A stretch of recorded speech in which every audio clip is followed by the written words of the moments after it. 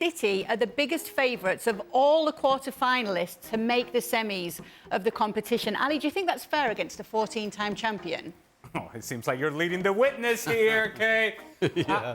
I tell you what, not that watching these draws are a very interesting experience, but it was interesting to see the reaction of Chiqui Begiristain, representing Manchester City in the draw, when you see that they're playing Real Madrid, and his reaction was like, and look, they dominated Real Madrid last season. And it was a better version of Real Madrid because, guess what? You have players that were available then that are not available now due to injury. So we're talking Courtois and Militao and Alaba, Karim Benzema. The list goes on and on in terms of the injuries and the absences for Real Madrid. And yet, a guy of the knowledge and experience of Chiqui Begiristain was essentially saying, you mean we got to go against this team again? Because you know that, frankly, Real Madrid in Champions League seems to be a completely different animal. Having said all that, and looking past and beyond the concerns of Chiqui Begiristain, this is not a matchup that Real Madrid likes. Because you're looking in Manchester City, a team that can match your quality through the midfield, because they have players that can expose sometimes the lack of athleticism that you have in the back line, and then you have a team that offensively can exploit the frailties that you have in the back line. For Real Madrid, this is also a nightmare. This is a matchup that you don't want any part of. Manchester City, too dynamic for Real Madrid, a better version of what Real Madrid tries to do. How does he set them up, Real Madrid? How does Carlo Ancelotti set up Real Madrid against this Man City side? Absorb pressure. And it's something that Carlo Ancelotti has done in the past. You're going to have to absorb pressure. You're going to have to win the ball in good areas and exploit some of the things that Manchester City have exposed this season defensively and have been exposed time and time again. If they lose the ball in a bad area and you get Bellingham running with the ball and then you get Vini running with the ball, now you're cooking if you're Real Madrid. Now you're in business. But the other side of that is, if Manchester City have all the possession, if they control the dynamics of the game, if they control the pace of the game, they take some of your best players out of the game. In the case of Toni Kroos, if they take him out of the game, then there is no control for Real Madrid. If there's no control for Real Madrid, then they have difficulties really maintaining the pace of the game, maintaining the rhythm of the game, and that's when I think they get in trouble. Manchester City should be favourites, and rightfully so. Jules, how do you think Man City do feel about this? And obviously, with what happened last year, do you think that's in their minds now and it's not quite the hurdle they may have once thought it was?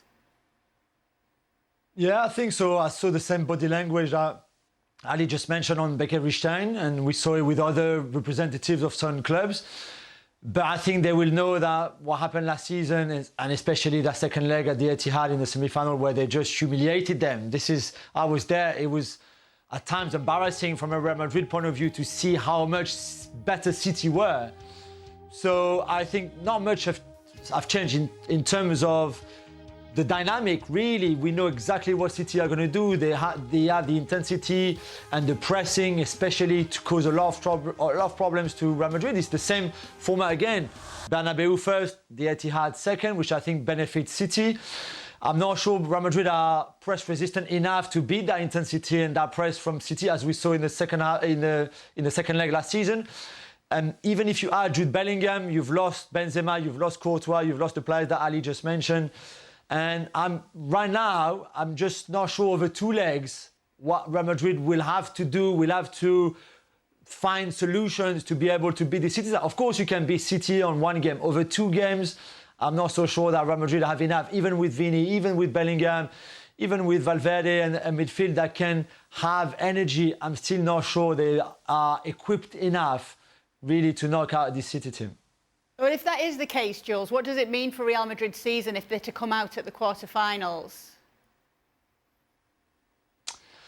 I think they wanted to avoid Man City like everybody else. I think this is the only team really that against who Real Madrid would not be favourite. I would put them favourite against anybody else in this draw, apart from City, and especially with the second leg in England.